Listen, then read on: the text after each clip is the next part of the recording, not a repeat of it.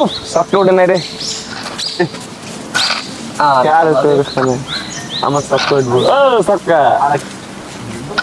পাঁচ আরে যায় না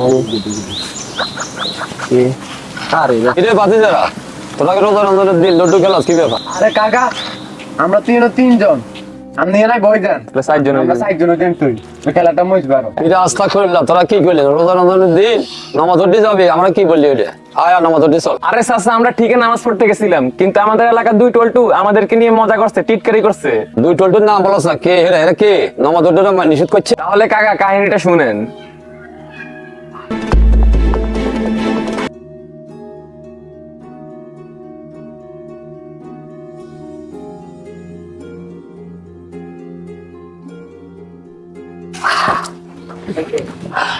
দেখ দেখ নতুন নতুন রমজান আইলে নতুন মুসলিম আমদানি হয় কেন বুঝি আরে ভাই কি বলেন আপনারা এগুলো? আরে ভাই আপনার লাগে কি আমি মসজিদে এসে নামাজও পড়তে পারবো না? আরে হ আল্লাহর 12 মাস করস বন্ডামি রোজার মাস হলে তোরা হুজুর হুজুর হয়ে যাস কা এগুলো লাগে তো নামাজও পড়তে পারি না দেবরে নামাজও পড়তাম না।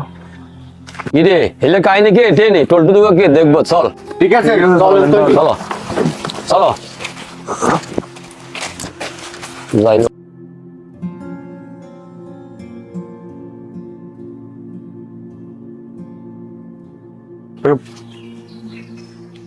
কি রে আজ কি চিনি দেয়নি মসজিদের মধ্যে বেগুন বন্ডা বেগুন ইয়ান চলে যাস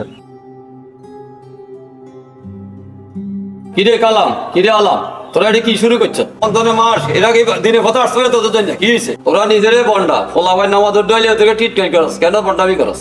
আরে চাচা আপনি বিষয়টা বুঝেন নাই আমরা এভাবে বলতে চাই না বিষয়টা ওদেরকে বুঝছেন নাই আবুল শোন বছরে এক ভাইয়ের রমজান তোরা রমজান মাসে ফলামিনের নামাজের জন্য বুঝাবি এরা তো তোদের ছোট ভাই এদেরকে নামাজ ধরার জন্য তোর উৎসাহিত করে বুঝাবি তোরা কেন নামাজ উৎসাহিত করস এদের তোরা নিজেরা পড়বি ওরাও পড়বে।